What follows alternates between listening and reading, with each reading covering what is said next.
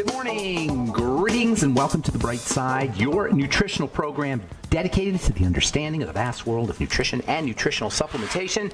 I'm your host, Pharmacist Ben, a nutritional pharmacist from Boulder, Colorado. I use nutritional supplements where other healthcare practitioners use toxic pharmaceutical drugs and sometimes deadly medical procedures.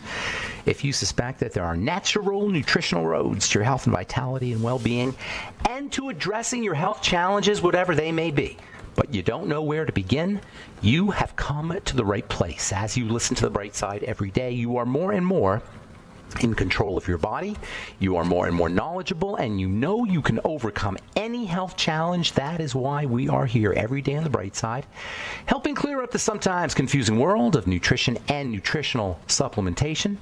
Over the last 32 years of practicing pharmacy, I have seen drug-free recoveries from diabetes, hypertension, obesity, skin diseases like psoriasis, eczema, rosacea, acne, digestive ailments, autoimmune issues of all kinds. Recoveries that by the standards of modern medicine can only be called a miracle, but what is in the world of the body, what is in the world of biology, standard operating procedure. Because the human biological system is a healing system, it's a regenerating system, it is designed divinely to heal and renew itself on a moment-to-moment basis, and while some folks may call that a miracle, it really is just the way the body works. If you have questions about health, nutrition, prescription drugs, if you want to wean yourself off your meds and get on a good nutritional supplement program, we are here for you. We welcome your phone calls at 844-236-6010. 844-236-6010. If you have questions about the longevity products, longevity business, health challenges that you may be dealing with, if you have a success story you'd like to share, if you want to contribute to the conversation, 844-236-6010 is our number on The Bright Side. And if you want to purchase any of the longevity products you hear advertised or recommended on The Bright Side, go to brightsideben.com, pharmacistben.com, or criticalhealthnews.com. And don't forget to click on the Join the Team link to sign up to join the Bright Side Ben team for a one-time $25 fee. You can be in business for yourself, work out of your home office, right off your home office, right off your mileage, right off your pens and pencils and stamps and whatever else you're using to grow your business. It's a great way to get your products at the wholesale price if you so desire. And also, if you're an entrepreneur, it's an ideal business opportunity. It is work. It's definitely a job. But it's a great job. You're helping change the world. You're your own boss. But it is a job, and it's work. As all entrepreneurs know, there is work that is involved. If you want to work, but you want to work for yourself, if you want to work and you want to keep the profits, and you want to decide how much or how little you make and how much or how little you work, this is an ideal business opportunity where you get to change the world at the most basic level there is, the fundamental level of good health and wellness. Call 866-735-2470 for more information, or click on the Join the Team link at brightsideben.com, pharmacistben.com, or criticalhealthnews.com. All right, welcome back to The Bright Side. 844-236-6010 is our number. We got lines open for you. We're talking about the very interesting and exciting topic of electricity, literally exciting. Excitement is electrical. Electricity is exciting by definition. That's what excitement's about, and I get really excited when I think about bioelectricity and electricity, how the body is an electrical phenomena, how cells are little batteries, and everything in the body that proceeds from a biochemical perspective is really at the most fundamental level about physics, really, about electronics. That's what electronics is. Electronics is physics. Physics turns into physical chemistry, which is how chemistry works. They call it physical chemistry, and a lot of folks know how hard a course in college in pharmacy school, physical chemistry is notorious for being the hardest of all the courses people take. There's bumper stickers that say "honk if you pass P-Chem." Physical chemistry is where electronics meets chemistry, and then it turns into chemistry, then it turns into biochemistry, and then it turns into biology. But it all starts with electricity. So it makes sense that understanding how the body works at an electrical level will give you leverage. It's the fundamental place where we work, is electromagnetically. Now, we can't work directly with the electromagnetics, but we can work with the next best thing, which is the micro and macronutrients. The micro and macronutrients work because of electricity. And of all the micro and macronutrients, the most powerful sources or the most powerful carriers of this electrical force are the enzymes. And that's why you want to eat lots of enzymes. That's why you want to eat enzyme-rich foods.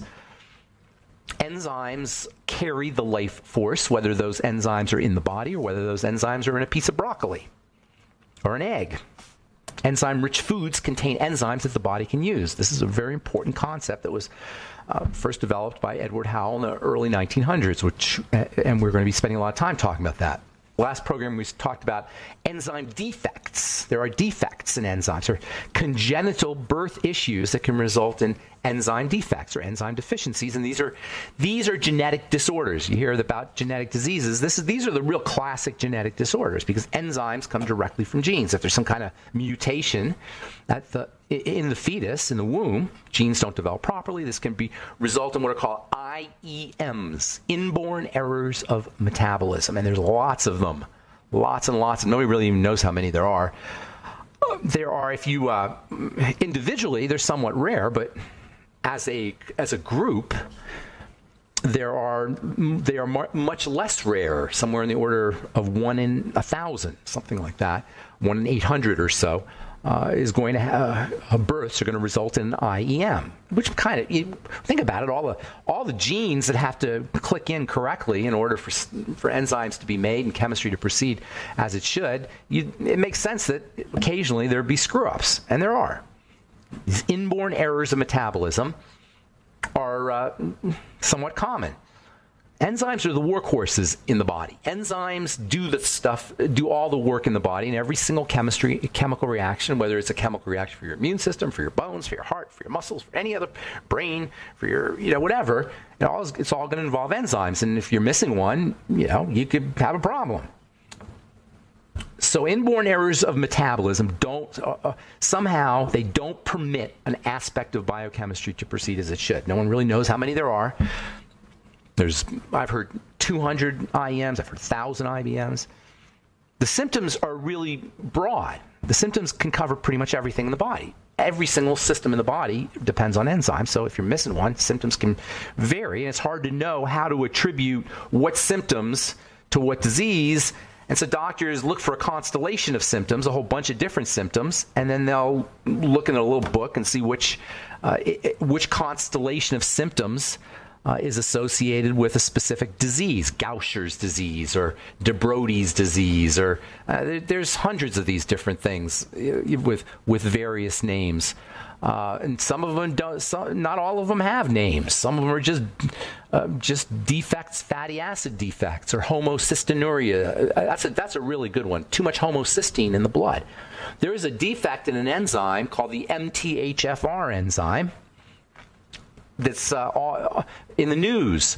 Everybody has this or is talking about this MTHFR enzyme deficiency. See, there's this inborn error of metabolism that can cause an MTHFR, that's an enzyme, an MTHFR deficiency that's really serious. And then you have people thinking, mostly alternative practitioners, but some doctors as well, thinking that you could have an MTHFR deficiency that is mild, an MTHFR deficiency that is not as critical. And that's true. However, it doesn't follow that if you have an MTHFR deficiency that you're somehow cursed. That if you have an MTHFR deficiency that you have to change your life. Now, if you're born with one, if you have this inborn error of metabolism where you have, and by the way, like 1 out of, 5 million births, it's a ridiculous number, really have this MTHFR deficiency defect, that's serious. But if you're just not making enough MTHFR, that doesn't mean you have this inborn error of metabolism. It means you're just not making enough of an enzyme. See, there's a very vague cutoff point between an inborn error of metabolism disease, which is really serious, and just a little bit of an enzyme deficiency.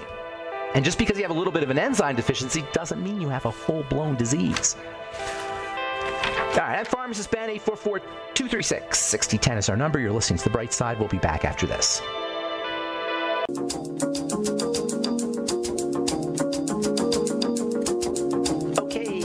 Back on The Bright Side. 844-236-6010 is our number, and we have lines open for you. I am Pharmacist Ben. You're listening to The Bright Side, and we're on the air Monday through Friday, 8 to 9 Pacific and 10 to 11 Central Time and 24/7 on the archive page at brightsideben.com. You can purchase longevity products and sign up to join the Brightside Ben team at brightsideben.com, pharmacistben.com, and criticalhealthnews.com. You can also purchase all your favorite longevity products off the websites. You can call 866-735-2470 if you'd like to speak to a real-life human being, or if you have questions, 866-735-2470. Okay, so we're talking about inborn errors of metabolism, IEMs, enzyme deficiencies. Before we went to break, we're talking about this MTHFR deficiency issue. MTHFR, I'm not even going to try to tell you what that stands for, but just know MTHFR is a enzyme. If you suffer from a birth defect, a genetic issue, you can have a severe problem because MTHFR is a key player in helping the body process various chemicals. And when you're deficient, a toxic byproduct called homocysteine can build up. However, homocysteine can build up for lots of reasons. And so a lot of folks will have their homocysteine checked. Homocysteine goes up, and the chiropractor or the alternative practitioner says, you have an MTHFR deficiency. No, you don't. There's no way to know you have an MTHFR deficiency unless you have a full-blown one, in which case you probably aren't going to live a very long life because it's really, really severe when that happens. But if you have elevation in homocysteine, that could be due to a lot of things, especially toxicity, because homocysteine builds up when you're nutritionally deficient and when you're toxic. So if you've been told you have an MTHFR deficiency and you can only have certain kinds of supplements and you got to be careful about other supplements, that's nonsense. It's true that you got to start taking care of your body better. It's true that you got to start helping your body detoxify and process chemistry better. It's true you probably want a lot more B vitamins because the B vitamins are critical for lowering homocysteine, but it doesn't mean that you have some kind of genetic defect. Yes, there is a genetic defect called an MTHFR deficiency. That's true. But just because you have some of the signs of it, or one of the main signs, elevated homocysteine, doesn't mean you have that birth defect. You probably don't, and almost definitely don't, because if you really had it, you'd be in big trouble. So anyway, that's my little story. And the reason I bring this up is because almost every day I talk to somebody who says, I have an MTHFR deficiency. How do you know? The doctor told me. Oh, they did a genetic test. Oh, really? You sent it off to 23andMe? That's your genetic test? That's about the same kind of accuracy as any genetic test. They can't really do genetic tests with very good accuracy, by the way.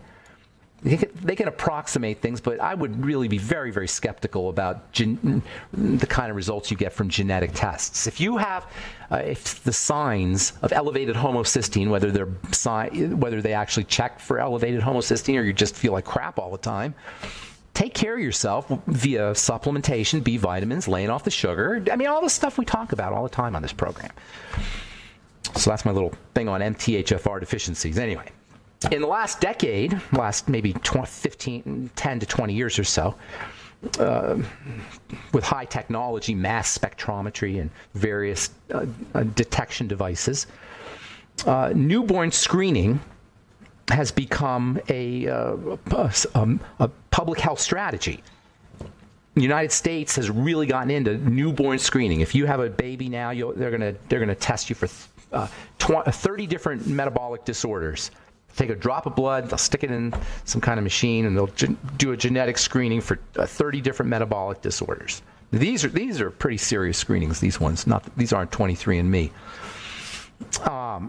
And the specificity of them can be pretty high, 99% or so. They could pick out an IEM to 99% accuracy. Now, because I said these things are really serious, these IEMs, when they occur congenitally. The main symptoms of IEMs in newborns involve failure to thrive. Now, you can also have IEMs that involve adults and childhood. You have adult onset IEMs or childhood onset IEMs. These typically will involve the nervous system, the brain, and they can cause mental health issues, delusions, hallucinations, comas. They can be pretty serious, and they can just show up. You can think you're totally healthy, and then all of a sudden, somewhere, something triggers. I'm not even sure. I have no idea what. It could easily be stress or nutritional deficiency, I suppose, but I don't really know nobody knows what it is. Something triggers an IEM. Porphyrias are the classic example. Porphyrins are a byproduct of blood metabolism, and it requires enzymes like everything else to clear out. And if you have porphyria, all of a sudden your enzymes don't work correctly, and you can start to accumulate these porphyrins, and they can be very toxic. There are IEMs that can show up in adulthood that are progressive and long-term. Wilson's disease is the classic one. Wilson's disease, the body loses the enzymes that are responsible for helping it remove copper. Copper can be really toxic when it builds up, especially to the nervous system. That's a classic IEMs. Typically, IEMs are going to involve somehow how the body is processing carbohydrates, fats, amino acids, minerals sometimes. There are diseases called lysosomal storage diseases. The lysosome is the recycling plant of a cell. A cell has a recycling plant. If you add this to the amazing things that cells can do, they have little structures inside them that will take old materials, disassemble them, and reuse them. And this is happening thousands upon thousands, maybe millions of times a second inside a cell. Parts of the cell, and there's millions of parts inside a cell, are being disassembled, and then the components are being reused. And the disassembly recycling machine, a recycling structure inside a cell, is called the lysosome. Lysosome is like a little bag of enzymes. And the lysosome uses all of these enzymes to digest biochemicals like hormones and wastes and old cell parts, and then it excretes them for reuse. However, because it's such a powerful little bag of enzymes, because it's such a concentrated density of enzymes, if you have an IEM, an enzymatic disease, a likely spot where it's going to show up is in the lysosome, and a good proportion of IEMs are said to be lysosomal diseases, lysosomal storage diseases. What ends up happening is because the recycling center doesn't work as well as it should, poisons start to accumulate. Imagine what happens if there's damage to your recycling center, your water treatment plant, or your recycling center in the center of your town. A lot of toxins can get extruded out into the air, and you can have all kinds of public health havoc. The same thing happens inside a cell. When the lysosome doesn't do its business, toxins can build up. And lysosomal storage diseases are actually one of the three main types of IEMs. There's three main classes or three main groups of IEMs. You've got ones that involve the lysosomes and other components inside the cell, various components that could be affected, but largely the lysosomes. You can have IEMs that cause poisons to accumulate, and you can have IEMs that involve how the cell processes energy. Those are the trickiest ones to deal with, is the energy processing ones. So you got lysosomal storage disease type IEMs that affect not just the lysosomes, but various structures inside the cell. You have IEMs that affect how the body processes chemistry, and poisons can build up. PKU, phenylketonuria is a classic example. MTHFR deficiency, like we just talked about, that's another example. Porphyria, Wilson's disease. There's sugar diseases. There's diseases where you don't process fructose correctly, and that can create fructose problems. Anyway, I'm Pharmacist Ben. We'll continue when we come back from our break. You're listening to Okay, we are back on the bright side. I'm Pharmacist Ben. 844-236-6010 is our number, and we do have lines open for you at 844-236-6010. If you want to purchase any longevity products, or if you'd like to sign up to join the Brightside Ben team, head to brightsideben.com, pharmacistben.com, or criticalhealthnews.com. You can also purchase longevity products off the websites, brightsideben.com, pharmacistben.com, or criticalhealthnews.com, or call 866-735-2470 for more information. Also want to remind you to check out our Truth Skin Health products at truthtreatments.com. Our Truth Biomimetic Mineral Mist, made with fulvic minerals and high hyaluronic acid, as well as sodium lactate and amino acids. It makes a great delivery system for our other Truth treatment products. It's also a hydrator on its own. You can use it to soften your hair. You can use it to help accelerate the healing of scrapes and cuts. A lot of my Truth treatment products can be used that way. In fact, that's the way I like to formulate. Healing products are going to be anti-aging products. Healing products are going to be active products. If a product isn't healing your skin, it isn't really going to do much for anything else. Because healing and anti-aging and healing and health and healing and beauty all go together. TruthTreatments.com, TruthTreatments.com. Check out all our Truth Skin Health products. Our Truth Biomimetic Mineral Mist, as well as our Truth Retinol 5% Gel, Truth Retinol 1% Gel, Truth Omega-6 Healing Cream, Truth Transdermal C Serum, and Truth Transdermal C Balm. Never any preservatives, fragrances, fillers, waxes, emulsifiers, silicone. Nothing your skin doesn't need or doesn't want in any of our Truth Skin Health products. All right. 844-236-6010 is our number. Got lines open for you. A couple studies. This one from the Journal of Metabolic, the Journal Metabolic Syndrome and Related Disorders. Only 12% of American adults are metabolically healthy. How do you like that? No surprise. The prevalence of metabolic health in Americans is alarmingly low, even among people who are normal weight. This is so important. This is from, by the way, the University of North Carolina at Chapel Hill. Check this out. The prevalence of metabolic health, and we now know what metabolic health is because we've been talking about it for a couple of weeks, a month now. Metabolic health is the health, the chemistry of the body, how chemically healthy we are, how metabolism is the biochemistry in the body. The prevalence of biochemical health in the American adults is alarmingly low, even among people who are normal weight. Weight is not an indicator. Weight is not an indicator of metabolic health. You can have normal health and still have a metabolic disease, a biochemical disease. A biochemical disease, by the way, is technically defined, or I should say biochemical health, metabolic health, is technically defined as optimal levels of 5 different factors: blood sugar, blood fats, HDL cholesterol, blood pressure, and waist circumference. That's the 5 factors of metabolic health. But I'm telling you, there's way more. Those are the 5 things they measure. But I don't care. You could have all those things normal, but if you feel like crap, you got a metabolic problem. Now, chances are, if you feel like crap, your triglycerides are going to be off at least. But you can't go by cholesterol scores. You can't even go by waist circumference. And you know what? You can't even go by blood pressure. The reason they pick these 5 factors is because they're so easy to measure. Pretty much all disease is metabolic disease. Pretty much all disease involves biochemistry. So if you're not feeling well or you got a chronic degenerative disease, chances are you're not metabolically healthy. But nonetheless, you may not have a full-blown diagnosis of a metabolic disease. You just may feel lousy. You may just not be healing well. You may just not be thinking clearly, or your memory may not be working as well as it should. All of those are indicators that you're not metabolically healthy. So if 12% of American adults, according to this study, are, if 88% of American adults are not metabolically healthy, according to this study, which is only looking at 5 factors, what would happen if they started to throw in other factors? That would be a lot more of us would be sick if they just threw in feeling like crap, even if all these other levels were normal.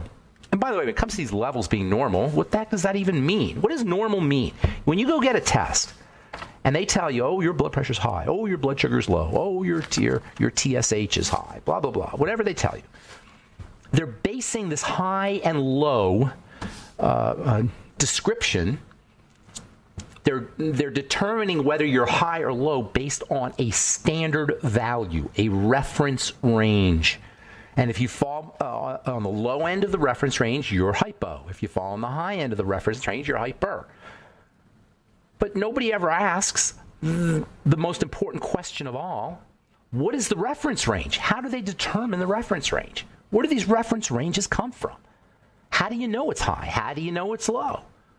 And it's not just a point for debate. You're going to get drugged based on whether somebody thinks you're high or low as determined by some arbitrary reference range.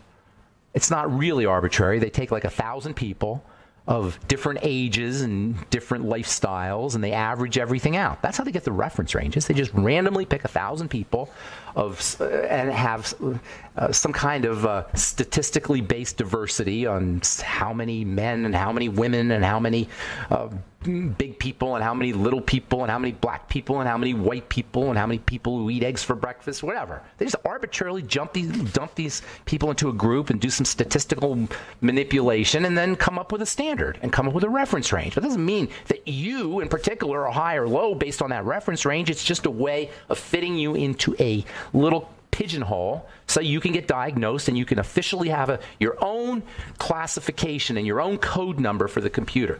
And the doctor doesn't have to do any more thinking. All he has to do is go to the book and see what they do for this particular disease or this particular syndrome. If your blood sugar is 129 or 119.9999999, you're not a diabetic. If it's 120, all of a sudden you're diabetic, and all of a sudden you get all the prescriptions and all the health care and the classifications and the insurance premiums and everything that's associated with being a diabetic based on this arbitrary number. I don't know how I got off on that tangent, but that kind of ticks me off about our healthcare system. And it's all based on taking the power away from us and putting it into some centralized medical system. If you feel like crap, if you don't feel good, if you're not healing right, if you're not growing muscle, if you just, when something's wrong, something's wrong. And the chances are usually good that it involves something to do with the digestive system, the blood sugar system, the adrenal thyroid complex, the triangle of disease.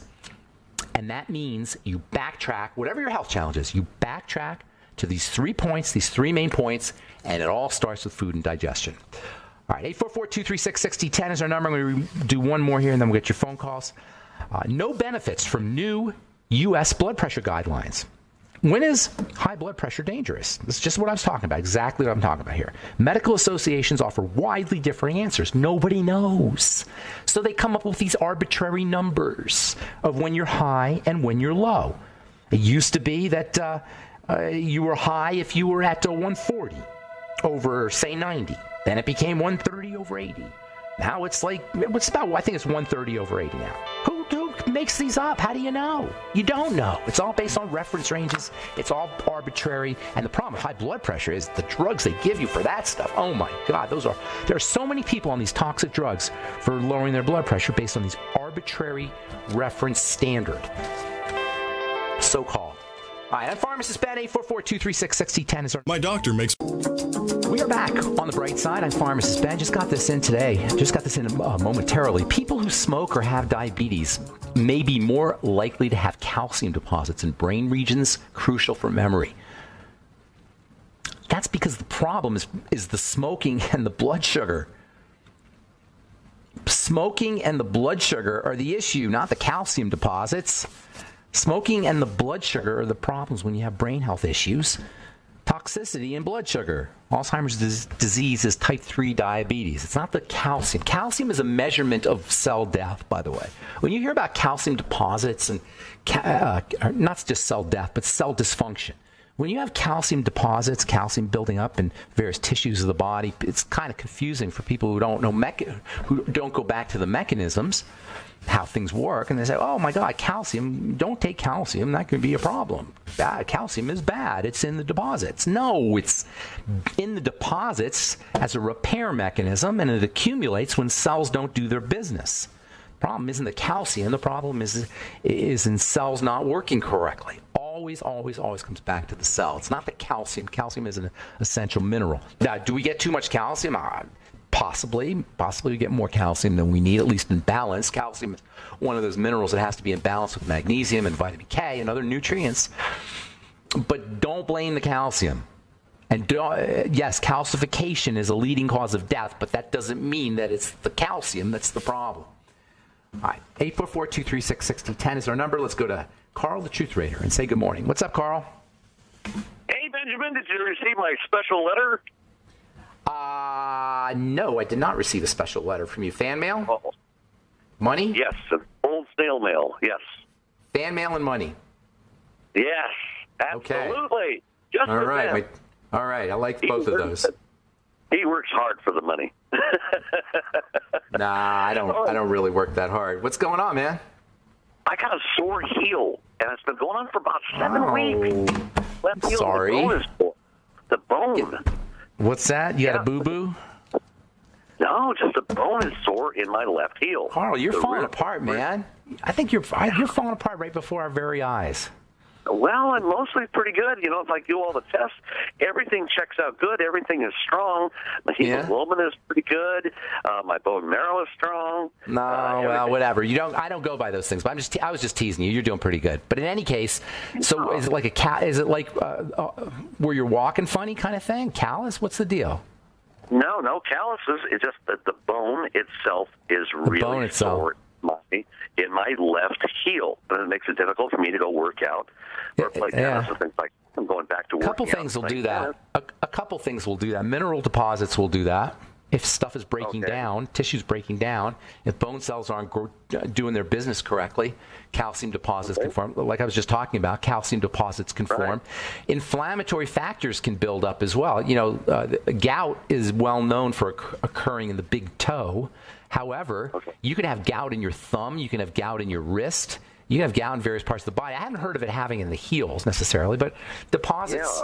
Various chemical deposits. It basically sounds like a metabolic issue. If it's not a walking issue, it's a chemistry issue. If it's a chemistry issue, it's a nutritional and a food issue. Okay. At least that's where it starts. Now you may have blood sugar problems and other things, cortisol, etc. But it always starts off with digestion and nutrition. That's always the first thing to do. And that's kind of an interesting question, Carl, the Truth Raider, because you say, okay, I got a bad heel. What do I do? Whenever you have a health challenge and you don't know what to do, and you can't attribute it to anything, always attribute it to something to do with either digestion or a lack of nutrition. And first, digestion.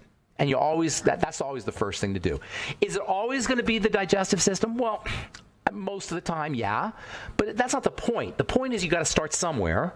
It's like when there's a murder mystery and the wife gets murdered, they always go to the husband, or vice versa. If the husband gets murdered, they always go to the wife. It doesn't mean the wife did it. It doesn't mean the husband did it. It means you got to start somewhere, and that's the most likely suspect. And so when you're dealing with a health challenge, rule number one is you go to the most likely suspect. And the most likely suspect in a health challenge that is unidentifiable or is whose cause is mysterious, just like a crime where the perpetrator is mysterious, the number one place to look, the first place to look, is at the level of the digestive system. Not because I'm Mr. Food Guy. Not because I'm David Avocado Wolf, who says just eat organic and just eat your veggies. I don't want to position myself as being that kind of guy. But if you have a health challenge, this is the most likely suspect. And if you want to address the health challenge, you at least have to clear the most likely suspect as a cause. And more often than not, you're not going to be able to clear it. That's going to be where your problem is. Now, you can also start to, I assume you're already doing your Mighty 90 Essential Nutrients. If you're not, you might want to try those. You might also want to try digestive enzymes, because most health challenges, number one, involve inflammation. So digestive enzymes are anti-inflammatory. It'll help there. And also, because most health challenges have an aspect of the digestive system involved, digestive enzymes will help there as well. So using Ultimate Enzymes is a great strategy, making sure you're eating lots of enzyme-rich foods, making sure you're activating those enzymes with something acidic. Remember, you always got to use your apple cider vinegar, something acidic with your enzymes. And when you take digestive enzymes to leverage or to take advantage of their anti-inflammatory effects, you want to make sure you take your digestive enzymes on an empty stomach. Pineapple and papaya, by the way, are both good sources of proteolytic enzymes that dissolve protein. Inflammatory pain and inflammation usually involves protein clots and protein sticky proteins, protective sticky proteins, and using proteolytic, that is protein dissolving enzymes like bromelain, which is found in pineapple, and papaya, which is found in, papain, which is found in papaya, can help break those down. And also, by the way, bromelain and papain, or papaya and pineapple used with meals is also a great strategy just to help you access the protein out of those meals. So that makes sense? Anything? Yes. Let me throw in a couple anti-inflammatories. Vitamin E has anti-inflammatory properties. I don't like just focusing on certain nutrients, but vitamin E is a great anti-inflammatory. Vitamin C, of course, is wonderfully anti-inflammatory. And don't forget the molecules of inflammation are built up on essential fatty acid chassis. The essential fatty acids act as a chassis, as a building component, a building block of anything of the anti-inflammatory chemicals, and anything that involves inflammation. You want to think about using your ultimate EFAs in addition to, as I say, vitamin E and also vitamin C. What else? Question. Yes. CRC and bone broth, the two items that I'm looking to get. Okay, my collagen recovery complex. Yes, that and the bone broth.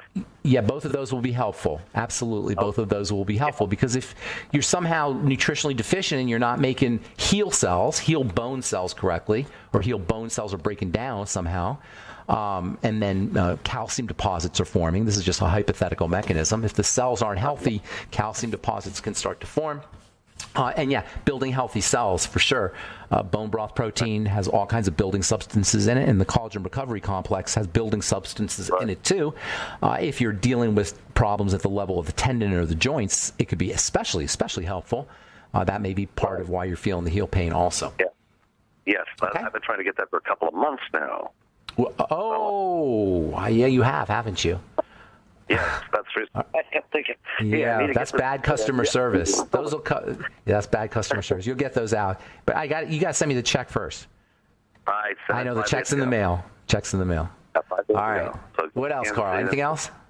No, that I just want to get that clarified, and I hope you enjoy my sketch art. I think you'll find it really awesome. You'll say, "Oh, I appreciate that. That is awesome." Thank you, Carl, the Truth Raider. All right, buddy. All right, be good. Have a good day, man. All right. You too. All right. Carl, the Truth Raider, always got something interesting to say. Anyway, that's it for our program today. Don't forget to check out our websites, brightsideben.com, pharmacistben.com, and criticalhealthnews.com. Love to have you on the Brightside Ben team.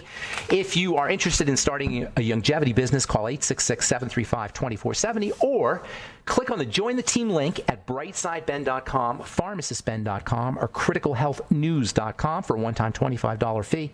You can make some money, earn thank you checks associated with changing the world at the most powerful and fundamental place there is. Work out of your home office. Be your own boss. It's an ideal business opportunity for the entrepreneurially minded. Yes, you got to pay your dues. You got to put some work into it. That's for sure. But the reward is not only a good income and working for yourself, but the reward is helping people, making a difference.